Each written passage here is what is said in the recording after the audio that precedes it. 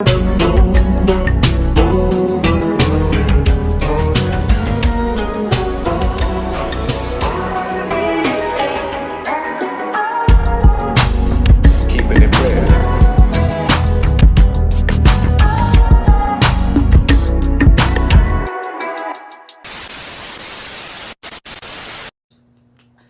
just got to do better.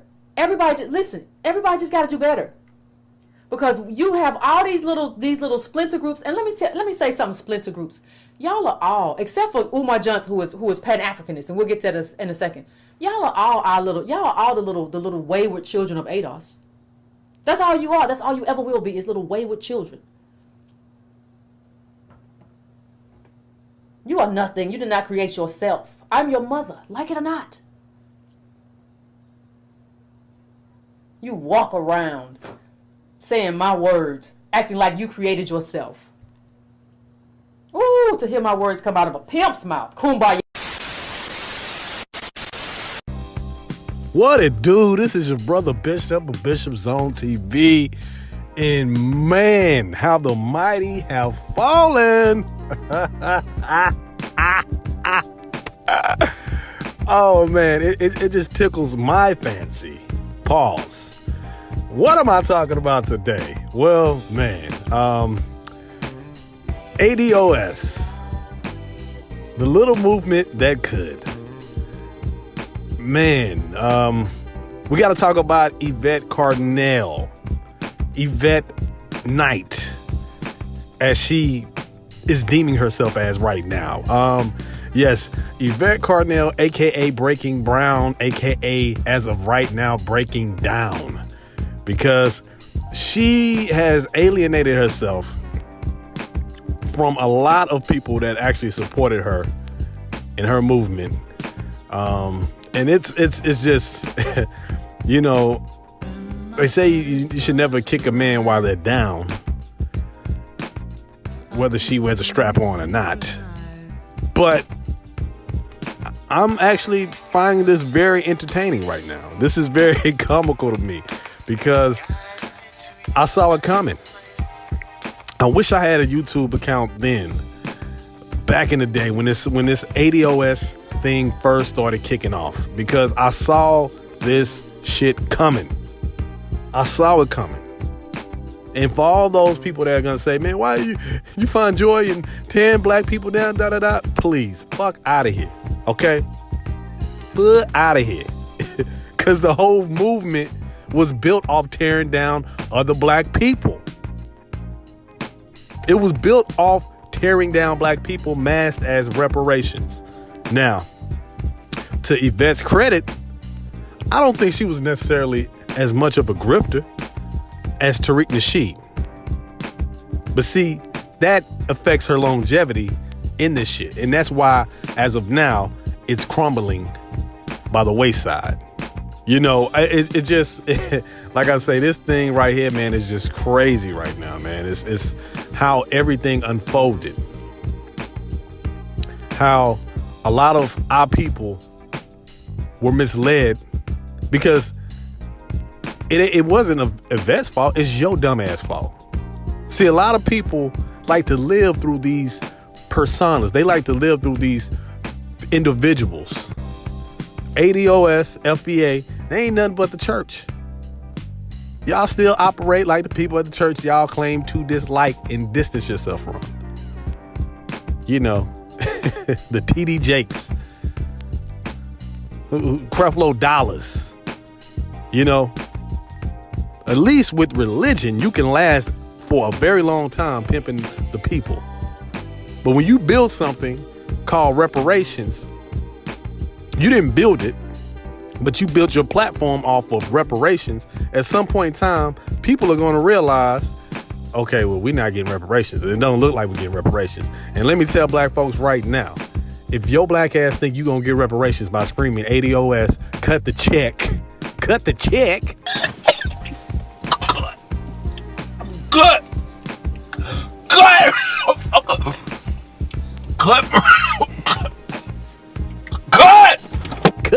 The check. You ain't getting shit, man. And I'm for reparations. I'm for reparations. Yvette Carnell did not start this reparations movement. She didn't start it. This conversation has been had for generations. And there has been legitimate organizations that have pushed for reparations without the xenophobic rhetoric. Shouts out to them.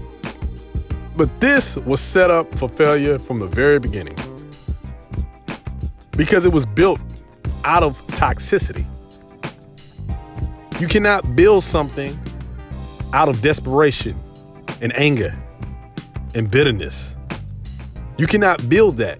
If you build something like that, in order for it to be strong, you have to have resources. What resources did they have? Now, to Yvette's credit, to Yvette and Tone Talk, to their credit, they tried to put on their best suits, boy. They tried to put on their best mask. They really were out here actually trying to present themselves as respectable people. And they even attracted some people I started questioning, like, what the hell? Like Cornel West, Killer Mike. I was like, wait a minute. Do they even know Byron Allen? I'm like, do they even know who they're co-signing? Ice Cube, I think, even mentioned ADOS. I don't think they fully understood what they were co-signing, because once ADOS started to get the attention of the Cornel Wests and Killer Mikes, they toned down the xenophobic rhetoric. They toned it down. And what led to the demise, the first cookie that crumbled, was when Tariq Nasheed entered the scene. Oh, man. When Tariq Nasheed entered the scene, you should have saw it coming. That was destined to fail. Everybody saw it coming, except for the motherfuckers that was so desperate to cling on to these people and live through these identities. As soon as Tariq joined forces with Tone Talks and Yvette Carnell, and then the New York Times article came out and mentioned Tariq Nasheed, because Tariq Nasheed had more publicity, he had more notoriety than Yvette Carnell and Tone Talks. That's when the shit really hit the fan. Because Yvette, for the first time in her life, she felt important. She felt relevant. Like, look, I created this. I created something.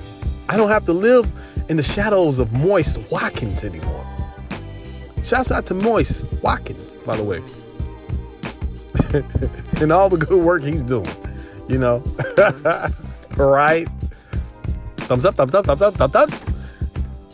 This shit is crazy. This shit is comical, y'all. This is black leadership.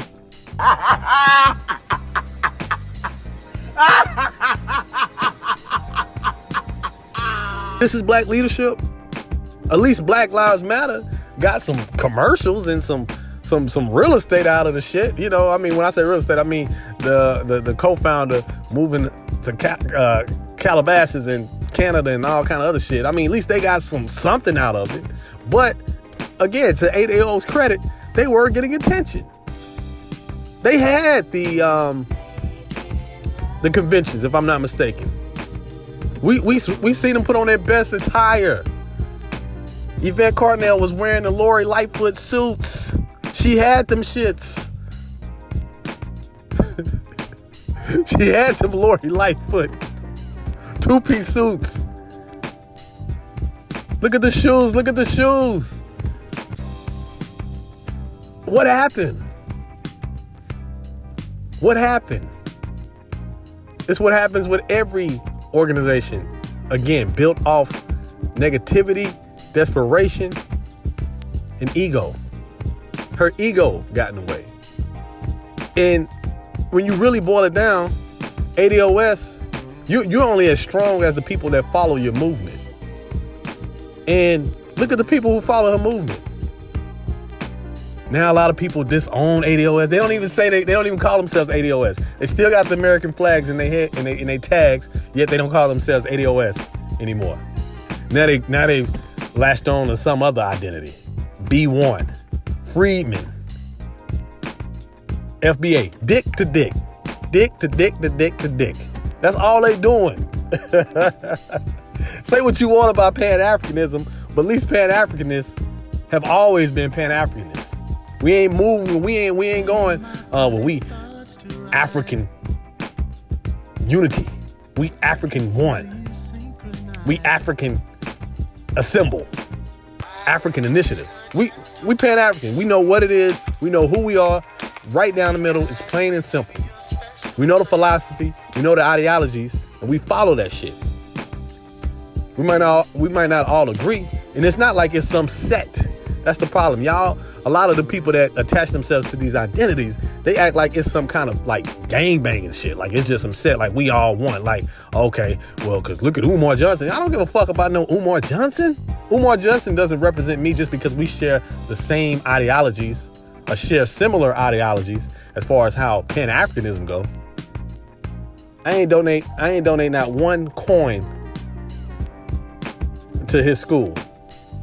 Because I knew the Frederick Douglass, Martin Delaney, Bishop T.D. Jakes, Harriet Tubman, Louis Farrakhan, Jussie Smollett, Dave Chappelle, and Randy Jackson Watson Academy wasn't going to be built. But, hey,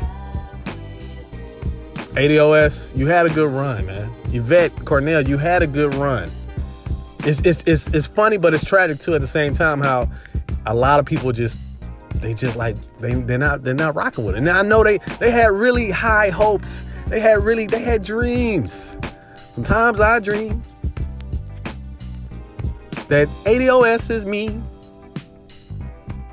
And if I can be ADOS, if I could be like, fuck that. I mean, you can see, they had glimmer, they had hope. And hey, I empathize with that because, hey, we are all under the same oppression. So I have the same hope that you have. Keep hope alive. Now, hope is dead. It is dead, y'all. Yvettecarnell, you had a good run. You dropped the bag. Because they had momentum. That's one thing I can say. I gotta say that they had momentum. You know, it's a lot different than what Tariq is doing, arguing with 18-year-old girls, calling them cheetah piss, saying they smell like cheetah piss and booty juice. Nobody's gonna take you serious if you talking about cheetah piss and booty juice. But the difference is this. I think Yvettecarnell, deep down inside, really believed in that movement and really wanted to see it flourish. That's why she started to get with the Cornel Wests. Whereas Tariq Nasheed and the FBA, quote unquote, movement is nothing more than a front for him to make money. That's all it is. See, he knows, like, I'm a grifter. I'm trying to get the best production for my next Mink Slide video. It's time. ADOS, is time to pack your shit up. That's what Tariq was singing about in Mink Slide. As he had the Ice-T older brother with the top hat in the background, pop locking. It's time. And this shit is satisfying. That's another Mink Slide record. Y'all check this shit out. Y'all gonna support Mink Slide and go spray some Ogun juice as you go to your marches, your FBA marches and your protests. And see and tell a white man to cut the check. Cut the check. That's all I got today, man. Boy, how the mighty have fallen. That's all I got today. Can you hear it? Do you see me? So until next time, like and subscribe.